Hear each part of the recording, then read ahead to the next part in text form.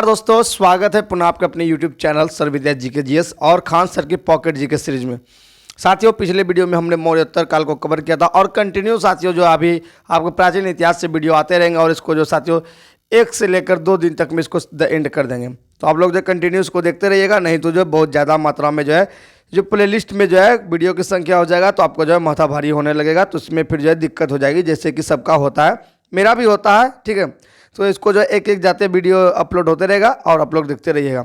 चलिए, मौर्य काल में हमने देख लिया कि MBA साथियों और अंतिम शासक बृहद्रथ को जो है द एंड कर देगा। उसके बाद मौर्योत्तर काल में आपका जो है शुंग वंश आएगा, कण्व वंश आएगा, ठीक है, सातवाहन वंश आ जाएगा, इंडो ग्रीक आ जाएगा और शक आ जाएगा, कुषाण आ जाएगा, संगम आ जाएगा, जिसमें कि चेर वंश, चोल वंश और पांड्य वंश इस सबको पढ़ लेंगे। ठीक है, तो चलिए स्टार्ट करते हैं। इधर आपको ISPK पढ़ना। ठीक है, ISPK का मतलब क्या हो गया? ठीक है, इंडो ग्रीक हो गया, हो गया, शक हो गया, कुषाण हो गया, इसमें पी से आप पल्लव पढ़िएगा, तो इन सबको पढ़ेंगे। तो पहले चले शुंग वंश को स्टार्ट करते हैं। शुंग वंश क्या होता है? तो शुंग वंश में कहा जाता है कि जो इसमें जो पुष्यमित्र शुंग है वो ब्राह्मण जाति का था। किसका था? ब्राह्मण जाति का। और आप देखिएगा मौर्य काल में जो जैन धर्म और जो बौद्ध धर्म का जो है प्रचार प्रसार ज़्यादा मात्रा में हो जाता है, लेकिन ये जो है ये पुष्यमित्र शुंग ब्राह्मण का था, तो ये जो है अपने नए वंश का स्टार्ट करता है। ठीक है, जिसको ब्राह्मण साम्राज्य भी बोलते हैं एक तरह से। तो शुंग वंश का शासनकाल 185 ईसा पूर्व से 75 ईसा पूर्व तक, ठीक है, 185 से 75 ईसा पूर्व तक चलता है। बाण भट्ट की हर्ष चरित्र के अनुसार पुष्यमित्र शुंग अंतिम मौर्य शासक बृहद्रथ की हत्या कर दी। तो यही जो करता क्या है, अंतिम शासक जो रहता है, जैसे कि आप देखे होंगे कि जब कलिंग युद्ध होता है तो अशोक ने जो शस्त्र त्याग कर दिया था, उसके बाद धीरे धीरे जो सेना पतन होने लगता है तो अंतिम शासक बृहद्रथ का हत्या करके ये क्या कर देता है, इस वंश को द एंड कर देता है। कौन वंश को? मौर्य वंश को। और मौर्य वंश के बाद ये जो हत्या करके एक नए वंश का स्थापना कर देता है। तो पहला आता है पुष्यमित्र शुंग। शुंग वंश का संस्थापक पुष्यमित्र शुंग 184 माफ कीजिएगा 184 ईसा पूर्व में था। वह स्वयं जो ब्राह्मण जाति का था। क्या था? ब्राह्मण जाति का। इसने ब्राह्मण धर्म को संरक्षण दिया। बौद्ध साहित्य में पुष्यमित्र को बुद्ध का जो दुश्मन बताया गया। तो यह जो क्वेश्चन पूछा जाता है कि जो किसमें इसको दुश्मन बताया, तो इसमें जो बौद्ध धर्म का दुश्मन बताया गया है, किसमें? बौद्ध साहित्य में। क्योंकि इसने पाटलिपुत्र के कुट्टूराम विहार को तोड़ने कई बार प्रयास किया और दिव्यावदान के अनुसार इसने अशोक ने जो 84,000 स्तूप बनवाया था, सबको क्या कर दिया था? तोड़वा दिया था। क्या किया था?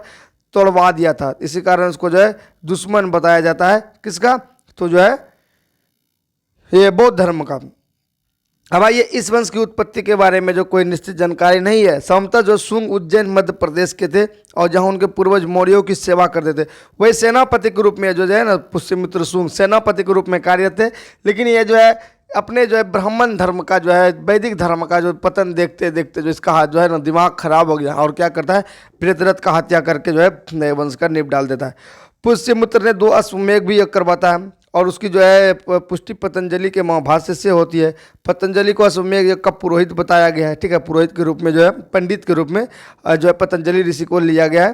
ठीक है, शुंग वंश के समय में इंडो ग्रीक यवन शासक मिनंडर ने आक्रमण किया, जिसको पुष्यमित्र ने बुरी तरह से क्या करता है? पराजित करता है। इतना मार मारता है कि वो हार जाता है, जिसकी जानकारी गार्गी संहिता से मिलती है।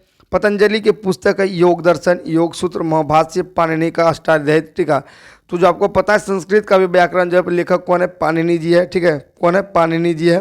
तो इसको आपको याद रखना है। यानी कि जब मिनंडर आक्रमण करता है ना, तो इसको जो इतना मारता है ना ये पुष्यमित्र शुंग, तो हरा देता है। उसके बाद जो है भागभद्र शुंग वंश का 9वां शासक। अब ये इसका तो कहानी इधर जो है थोड़ा सा बीच में दिया है भागभद्र का। तो भागभद्र जो है शुंग वंश का 9वां शासक था। क्या था? 9वां शासक था।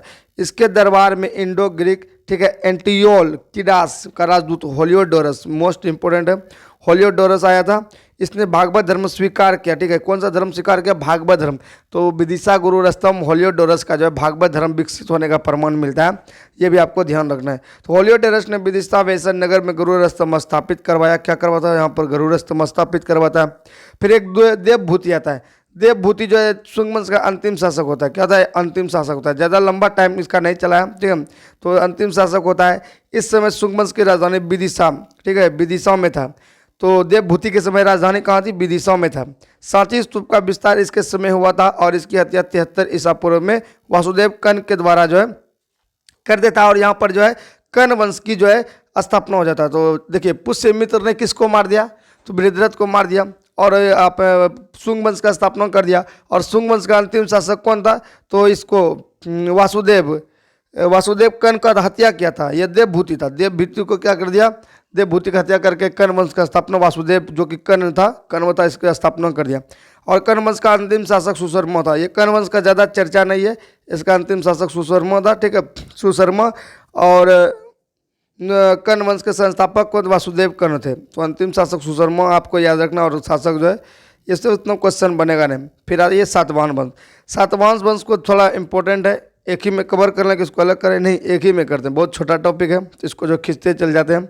सातवाहन वंश का स्थापना जो सिमुक ने किया था, मोस्ट इंपोर्टेंट सवाल सातवाहन वंश से बनता है। सिमुक ने 30 ईसा पूर्व में किया था। सिमुक ने कर्ण वंश के अंतिम शासक सुशर्मा की हत्या करके, यानी कि एक दूसरे को मार के बन रहा है, ठीक है, एक दूसरे को मार के बन रहा है, तो सुशर्मा का हत्या किया और सातवाहन वंश का स्थापना यह कर देता है। ये जो है मातृसत्तात्मक समाज था। क्यों? क्योंकि इसके जो है आगे जो है ना गोत्र का वर्णन, माता के गोत्र का वर्णन, जैसे कि गौतमी पुत्र सातकर्णी, मतलब ऐसे आएगा, ये सब नाम आएगा, इसीलिए जो है मातृसत्तात्मक था। नाम के आगे माता का नाम लगाता था। तो सातवाहनों की अपनी राजधानी प्रतिष्ठान थी। यह सवाल बनता है, तो सातवाहन वंश की राजधानी कहाँ थी? तो सातवाहनों की राजधानी प्रतिष्ठान में थी।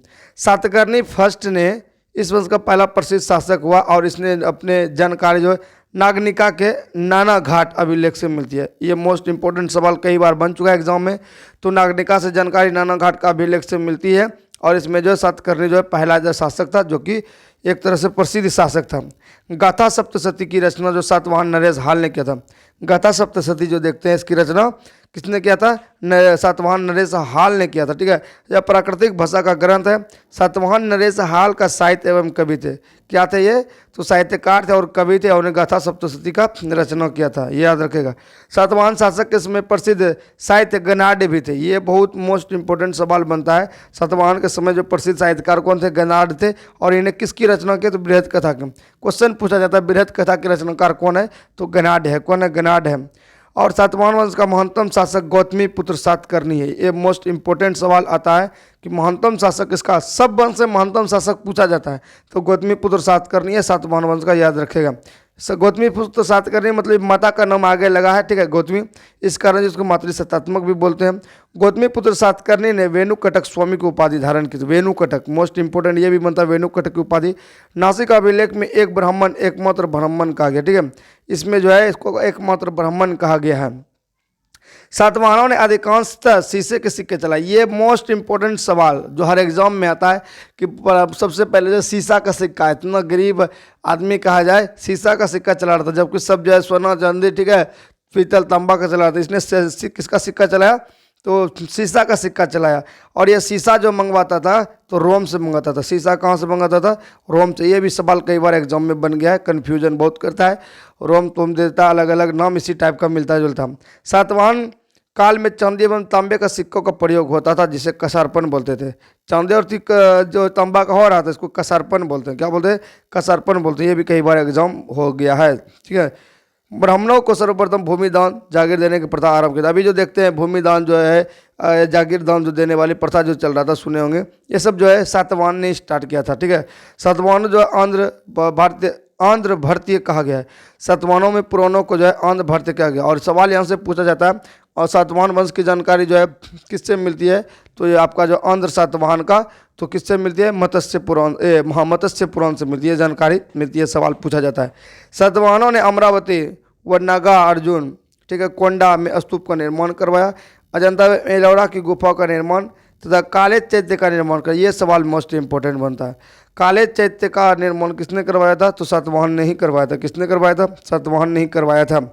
और आता है क्वेश्चन साथियों, सातवाहन वंश के शासक को दक्षिणापति तथा द्वारा प्रदेश को दक्षिणाधिपति तथा इसके द्वारा शासित क्षेत्र को दक्षिणापत कहा गया है। तो इसको जो है याद रखिएगा, दक्षिणापत किसको बोलते हैं? तो सातवाहनों के द्वारा जो प्रदेश थे उसको दक्षिणापत कहा गया है, जहाँ प्रशासन कर रहे थे। यज्ञश्री सातकर्णी इस वंश का अंतिम शासक होता है, यज्ञश्री सातकर्णी। और इसके सिक्कों पर जो जहाज के चित्र मिलते हैं। क्या मिलते हैं? तो ये सिक्का जो चला रहा था कॉइन, उस पर जो है जहाज का चित्र मिलता है। तो इस तरह से जो है आपका मौर्य उत्तर काल के बारे में जानकारी मिला। और आगे पढ़ेंगे इसमें विदेशी आक्रमण, ठीक है, ये इसका अलग से वीडियो होगा, क्योंकि जो आपको ISP के पढ़ना है। तो इस वीडियो में बस इतना ही, मिलेंगे नेक्स्ट क्लास में, तब तक के लिए सभी को जय हिंद।